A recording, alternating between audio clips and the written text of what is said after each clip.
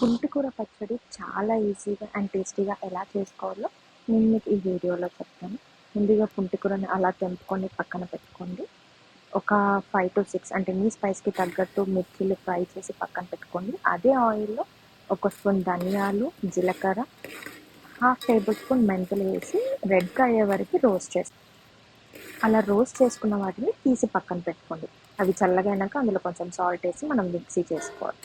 తర్వాత ఇందాక మనం తెంపుకున్న పుంటికూర ఉంది కదా, దాన్ని నీట్గా 4 to 5 టైమ్స్ వాష్ చేసుకోండి. చాలా నీట్గా వాష్ చేసుకోవాలి వీటిని. లైక్ నేను చూపించిన విధానంగా బాగా నీట్గా వాష్ చేసుకొని పక్కన పెట్టుకోండి. స్టవ్ ఆన్ చేసుకొని ఇందాక యూస్ చేసిన బగోని పెట్టి అందులో ఒక 2 tablespoons ఆయిల్ వేసి మనం ఇందాక కడిగి పెట్టుకున్నాం కదా, అది ఆ పుంటికూర ఆకు ఇందులో యాడ్ చేసేసాను. ఇది చాలా ఈజీ అండి, చాలా ఫాస్ట్గా మగ్గిపోతుంది. ఇలా వేయంగానే హై ఫ్లేమ్లో పెట్టుకుంటే మీకు తొందరగా మగ్గిపోతుంది.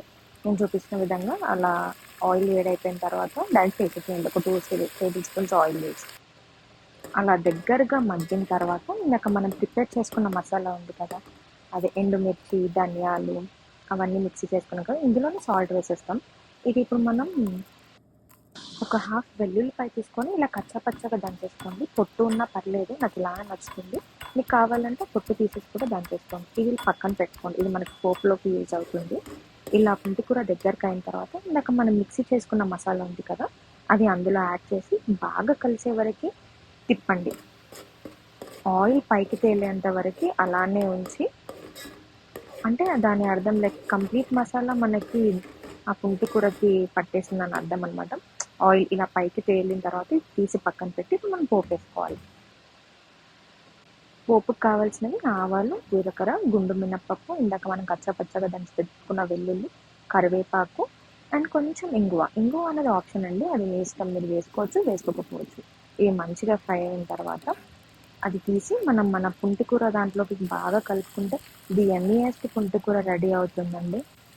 ఇలా వేసుకొని ఎండుమిర్చి కూడా వేసుకోండి, అది మీ ఇష్టం, ఎందుకంటే ఆల్రెడీ మనం మిక్సీలో వేసుకున్నాం కాబట్టి.